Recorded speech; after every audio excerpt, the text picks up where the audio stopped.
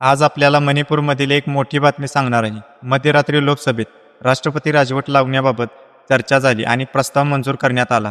केंद्रीय गृहमंत्री अमित शहा यांनी रात्री 1:59 या प्रस्तावाचा पाठिंबा दिला.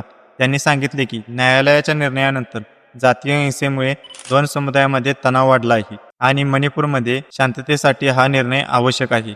शिवसेना ठाकरे गटाचे खासदार अरविंद सावंत यांनी सांगितले की मणिपूरला भेटताना त्यांच्या मनात दुःखाचे भाव होते आणि त्यांनी राष्ट्रपती राजवटीचे समर्थन केले. राष्ट्रवादी शरद पवार गटाच्या खासदार सुप्रिया सुळे यांनी देखील या निर्णयाचे समर्थन करत सरकारकडून शांततेची अपेक्षा व्यक्त केली. या निर्णयामागील कारण म्हणजे मणिपूरमध्ये जातीय हिंसेमुळे 260 लोकांचे प्राण गेले असून परिस्थिती पूर्णपणे शांत आहे असे म्हणता येणार नाही. मात्र सरकारने सर्व शक्य उपाय उचलून मणिपूरमध्ये शांतता प्रस्थापित करण्याचा प्रयत्न केला आहे. ही बातमी केवळ राजकारणाची नाही तर आपल्या समाजातील संवेदना आणि दुःख आशेची गोष्ट आहे. मित्रांनो, आपल्याला काय वाटते कमेंटमध्ये नक्की सांगा आणि अशाच माहितीपूर्ण व्हिडिओसाठी आम्हाला फॉलो करायला विसरू नका.